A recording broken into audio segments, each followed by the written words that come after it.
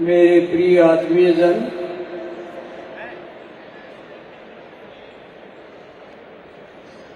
पूज्य तन सिंह जी की शताब्दी समारोह का फोकस है अब समापन हो रहा है। सर्दी भी बढ़ गई है, मैदान भी खाली हो गया है, टीवी वाले भी भाग गए हैं। लेकिन सुनने और सुनाने की बात क्या है, बहुत कुछ बात हो गई है। मैं कुछ इन बातों को रिपीट करूं, इसकी बजाय कोई मेरे पास और कोई स्मरणीय बात हो तो मैं कहना चाहूंगा। मुझे एक महाभारत का किस्सा याद आता है।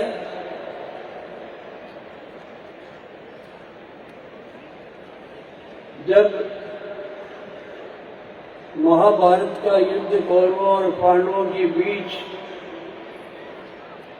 न होने के लिए जितने भी समझौते किए जाने थे, लेकिन युद्ध होना आवश्यक हो गया। भगवान कृष्ण आखिरी बार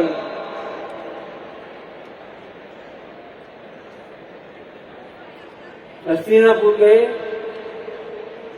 और वहां भी उनका अपमान हुआ। लेकिन युद्ध कोई अच्छी चीज नहीं है, लेकिन होना आवश्यक था, वो हुआ। उस समय वो अपनी बुआ कुंती जी के पास मिलने के लिए गए। बुआ से कहा, अपने पुत्रों के लिए कोई संदेश हो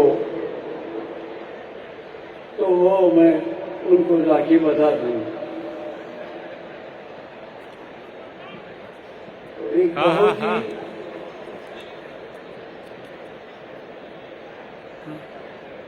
प्रेरणादायक भी और बोल दिया, वो खुद ही इसी उसके है। दुखदायी भी बात। कुंती ने कहीं कहा कि जिस दिन के लिए क्षत्राणियां पुत्रों को जन्म देती है, वो दिन आज आ गया है।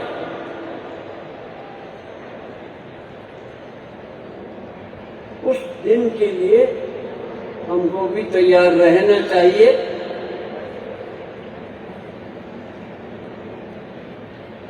हमको भी सपूत की मौत मरने के लिए तैयार रहना चाहिए। और हमने भगवान ने हमको जन्म दिया है जिस काम को किए बिना कभी भी नहीं मरना है, ये हमारा संकल्प होना चाहिए। और पूज्य तन सिंह जी ने कहा कि दीप की विशेषता इसी में है कि बुझने से पहले हजारों दीपक जला दे। तो तन सिंह जी ने तो ये काम कर दिया। जो उनको प्रेरणा मिली, जो इस कौम को, जो इस राष्ट्र को, जो इस संस्कृति को बचाने के लिए किया जा सकता था, उसकी पूरी विरासत हमको सौंप के गए हैं। अब हम उसको संभाल सके या नहीं, ये कौन सिद्ध करेगा? हम अपनी आत्मा से पूछें।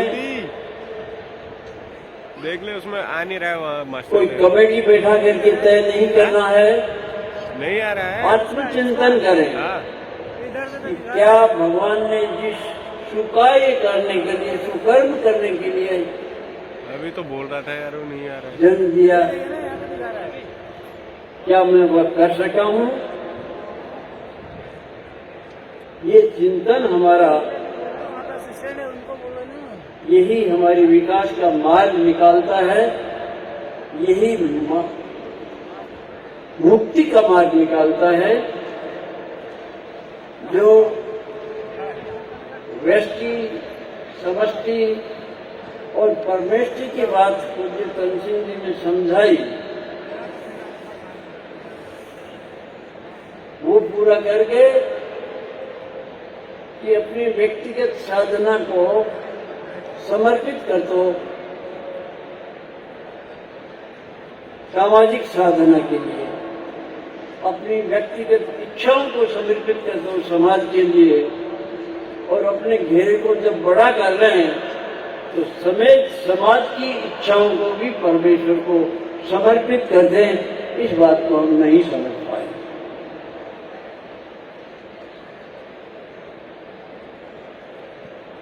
अभी तो मैं 2-3 दिन से यहाँ दिल्ली में ये बातें सुन रहा हूँ कि हमारे लोग बहुत डरपोक हो गए हैं, डरने लगे हैं कि राजपूत इकट्ठे हो रहे हैं तो कहीं हम छावा नहीं हो जाए, लोग कोई हमको जान नहीं जाए कि ये इकट्ठे क्यों हो रहे हैं। हमको तो गर्व होना चाहिए कि हम पॉजिटिव पर्पज के लिए इकट्ठे हो रहे हैं, हम किसी का विनाश करने के लिए इकट्ठे नहीं हो रहे हैं। ये हमारा इतिहास भी बताता है। सारे समाज, विभिन्न जातियां हमारे साथ रही है, उनको ये भय नहीं है कि ये इकट्ठा क्यों हो रहे हैं, ये भय अंदर से हमारा निकल रहा है। इसलिए मैं कहता हूं इस वीर कौम को ये भय निकाल देना है, छोड़ देना है। ये निर्मूल भय है और इसको कोई दूसरा निकाल नहीं सकता। हम सब मिलकर के भी प्रयास करें तो भी नहीं निकाल सकता। लेकिन आप में से जो इस प्रकार का चिंतन करते हैं या उनकी चिंता हो जाती है, उनके लिए मैं भगवान से प्रार्थना कर सकता हूं कि इनको थोड़ी शक्ति दे। राजपूत है, क्षत्रिय है, क्षताधिकल त्रायतेति क्षत्रिय, जो दूसरों का त्राण करता है, इसको भय किसका? वो भगवान की शरण में चला गया है तो फिर भगवान से ही डरने लगे हैं। ऐसा सोच हमारा नहीं होना चाहिए। इस भय को हमको निकाले बिना सच्चे क्षत्रिय भी नहीं बन पाएंगे। तो सबसे पहली आवश्यकता है कि सच्चा क्षत्रिय बने, निर्मूल भय को हटा दें, हमारे से कोई भी भयभीत नहीं हो, ये हम विश्वास दिलाएं अपने जीवन से। पुराना इतिहास हमारा बताता है कि एक ठाकुर होता था, गांव में कोई और दूसरी जातियां रहती थी, हिल रहा है, हिल, बहू बेटियां सब सुरक्षित रहती थी कि हमारे ठाकुर साहब हैं यहाँ। बारात में भी ऐसे लोगों को ले जाते थे, ये ठाकुर को लेके चलो, ये आपत आएगी भी हमको बचा लेगा। तो ये हमारे पूर्वजों का इतिहास है। मंदिर के लिए, संस्कृति के लिए हमने कभी परवाह नहीं की। दुनिया का सबसे सुंदर एक नारा है, जियो और जीने दो।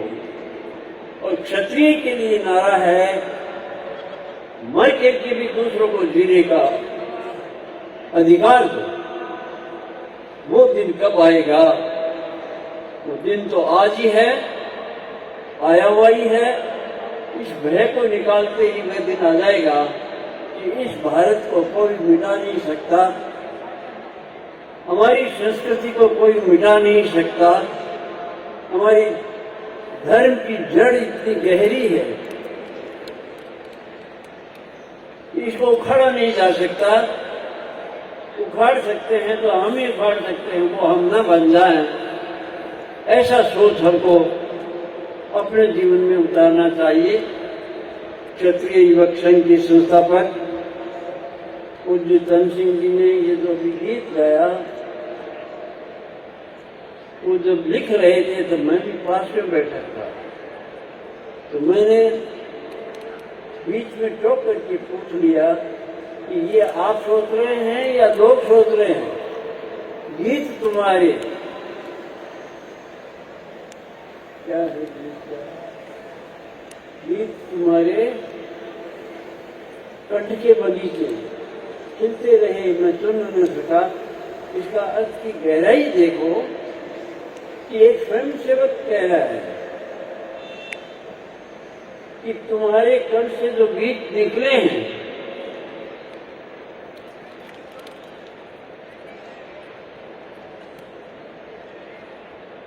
तो मैंने जब ये टोका तब उन्होंने कहा तुम्हारी समझ में आएगा लेकिन मेरे रहते नहीं आएगा। आज मुझे समझ में आ रहा है कि गीत उन्होंने क्यों लिखे, ये क्षत्रिय युवक संघ उन्होंने क्यों प्रारंभ किया, क्यों इतने अधिक लोगों को जोड़ा और भविष्य में जुड़ते रहने का एक मार्ग छोड़ गए। आप लोगों ने सबके सहयोग से पूरे भारतवर्ष में इस जयंती को राष्ट्रीय राजधानी में मनाने के लिए जो प्रयत्न किए हैं, मैं तो निकल नहीं सका, बीमार रहा, लेकिन समाचार लगातार मिल रहे थे और मैंने सोचा भी यही था कि मैं कोई प्रचार नहीं करूंगा। लोग दुबई गए, लोग लंदन जाके आ गए, लोग अमेरिका जाकर के आ गए और सारा प्रचार करके आ गए। अब वहां से कितने आए हैं कितने नहीं आए हैं इसकी कोई जानकारी नहीं, लेकिन आज के कार्यक्रम की आवाज पूरी दुनिया में फैल गई है। बस यही इसकी सफलता है। जय संघ शक्ति।